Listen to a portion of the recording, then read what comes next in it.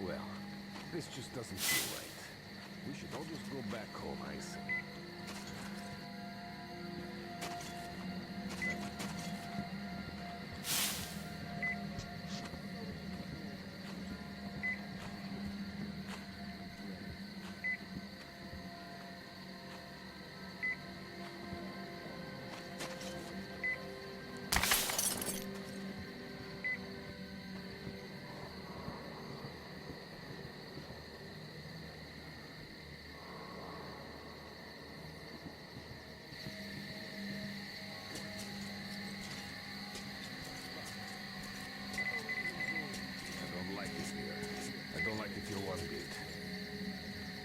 This place is bad news. Any greenhorn could get me here.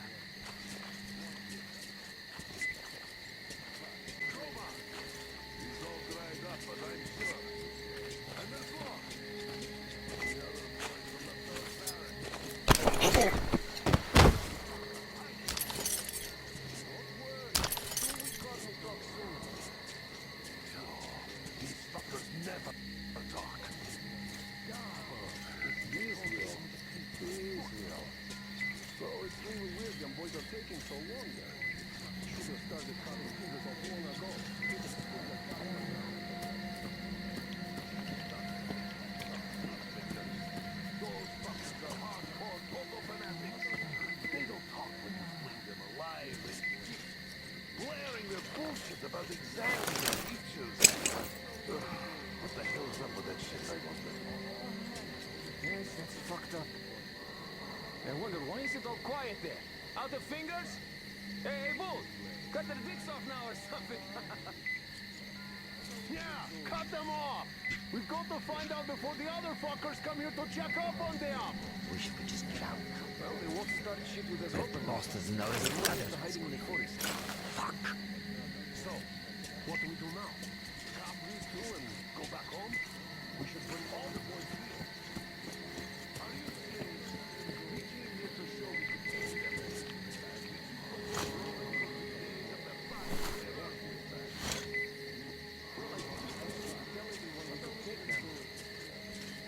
Okay, I fucked up.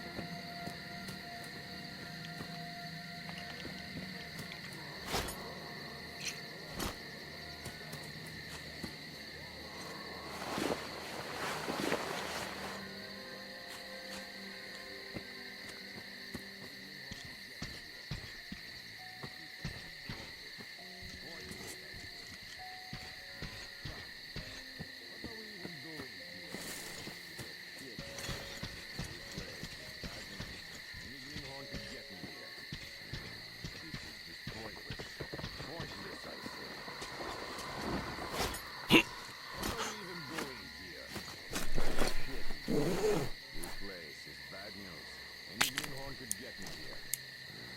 This is just pointless. Pointless, I say. Fuck this. What are we even doing here? Such a shitty place. This place is bad news. Any greenhorn could get me here. This is just pointless. Pointless, I say. Fuck this. What are we even doing here? This place is bad news. Any greenhorn could get me here. This is just pointless. Pointless, I say.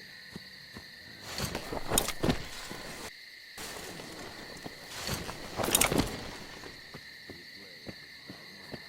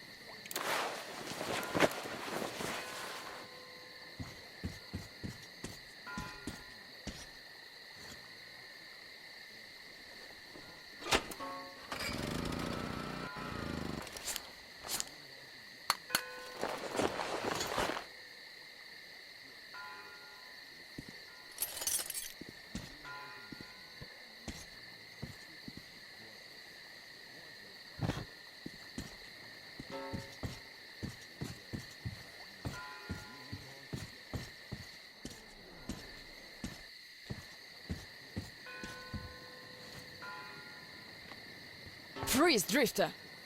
So, we meet again? Though I bet you don't remember who dragged you out of the water. My name is Olga, by the way. Was it you fighting the Master of the Forest? Awesome. Our hunters had been staying away from him for years. Damn it. Sorry, teacher. The lock's all rusted up. Your friend Alyosha is already at the dam. He said your colonel won't wait, so you don't have much time. Sorry, I can't take you there. At today's council session, the pirates moved to attack your train, but they had no right to even call one without me present. As usual, I need to go and sort this out. But I have a few minutes to give you some directions. You need a boat to get to the dam. And our pirates keep all the boats at their swamp camp. They are not the sharing kind, but that's no reason to attack. Nobody wants bloodshed, so just stay out of their sight. Go to the barricade. Go down to the swamp and find the dock.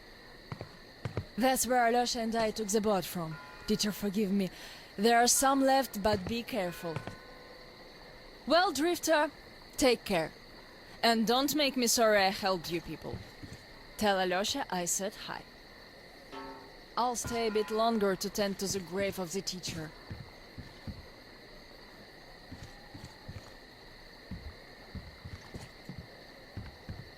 Decided to relax a bit before the trip.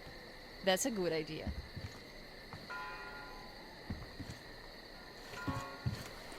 And I'm stuck in thought here. Once the master decided to haunt the vicinity, people all but stopped coming here, though they haven't forgotten. The teacher raised us all, taught us how to survive in the forest. If not for him, we'd all be long dead. So the girls used to come here every day, and the boys still make it from time to time. Even Roman does visit, though it was because of him that the teacher left back then. Most of us went on a trip down the river. There were just a few people left on duty in the camp.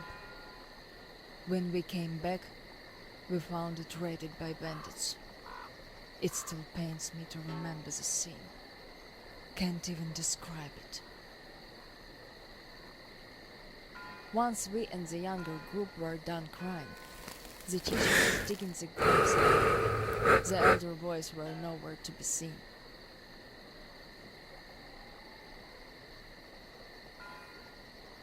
We helped the teacher with burying ours.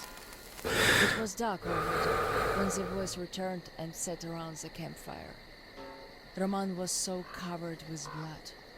You could only see his eyes and teeth. Then they started talking. Tracking was easy. The bandits didn't even try covering their tracks. So the boys waited till they all got drunk in their camp and shot them with bows. Then Roman knifed the wounded like they were deer.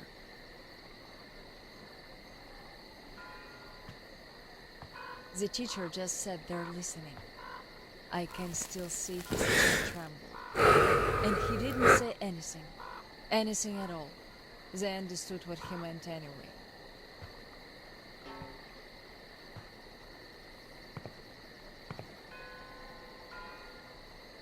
Come morning, he was gone. To this church. At first he wouldn't speak to anyone, but us girls kept checking up on him, just to bring him some berries, or ask for advice, and gradually he started speaking to us. Still he was like a different man, so distant.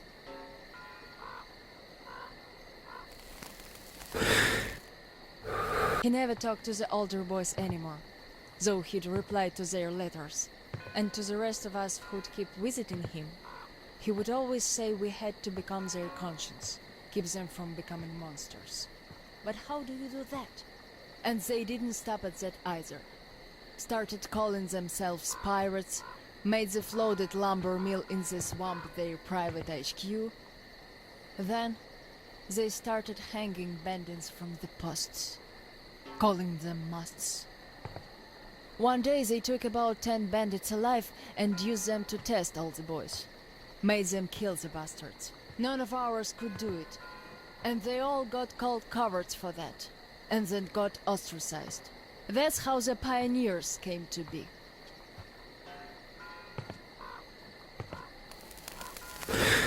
Of course, they're all calmed down by now.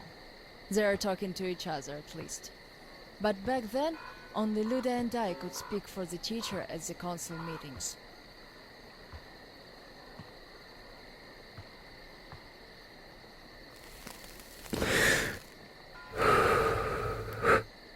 In the end, Luda and a few boys just couldn't take it anymore and left. I wonder if they found a better place to live. I still keep checking the radio, hoping to hear from them.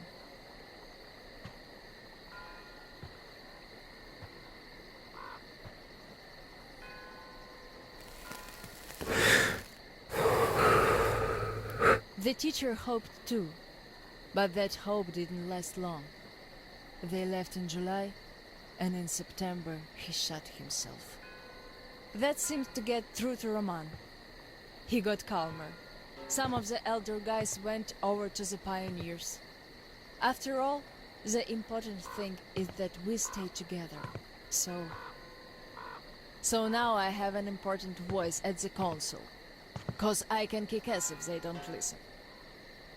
And not just because they're not supposed to hurt girls. A fair fight is a fair fight. Thing is, the only one I lost to in a fair fight was Roman. And even then, I gave him a blue eye he had to wear for a week. That earned his respect. The one I had the most trouble with was the Admiral. He was Roman's right-hand man. Wouldn't leave the lumber mill no matter what. Kept saying we must defend it, if we don't want the mutants to eat the whole valley. But the radiation levels kept climbing there.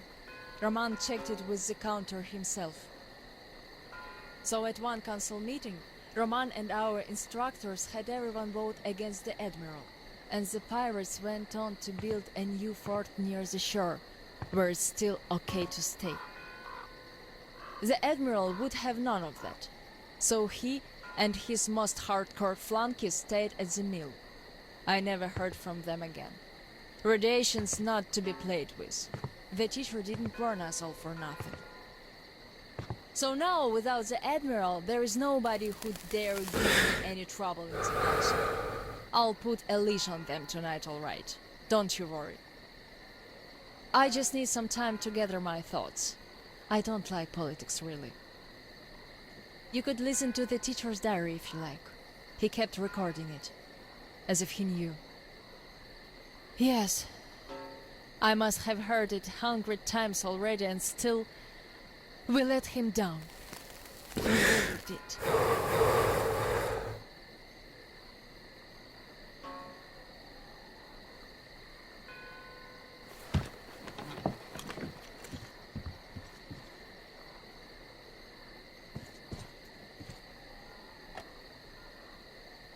The radio's silent. My last hope for giving them a positive goal, leading them out of this forest dead end, was a complete fluke. Where did I go wrong? How could these great, talented, active, brave, honest, friendly children who would actively seek justice turn into monsters? Sure, I'm no Pestalozzi, but I did all I could. And even more, I gave them all my soul, my life. And what did that result in?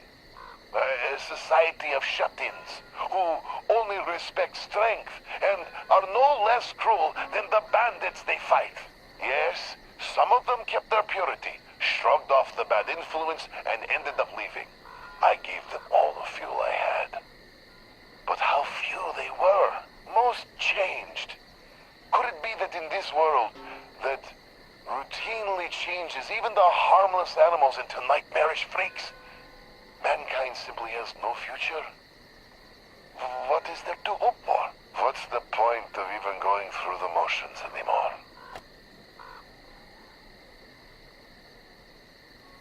Well, At tonight's council session, I'm going to remind them all what the teacher thought in the end.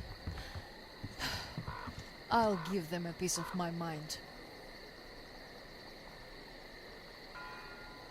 Did the teacher save us all so that we could just attack people? Defending ourselves is one thing, but attacking, they can't deny that, and we'll have to stand down. Those pirates. Oh, boys.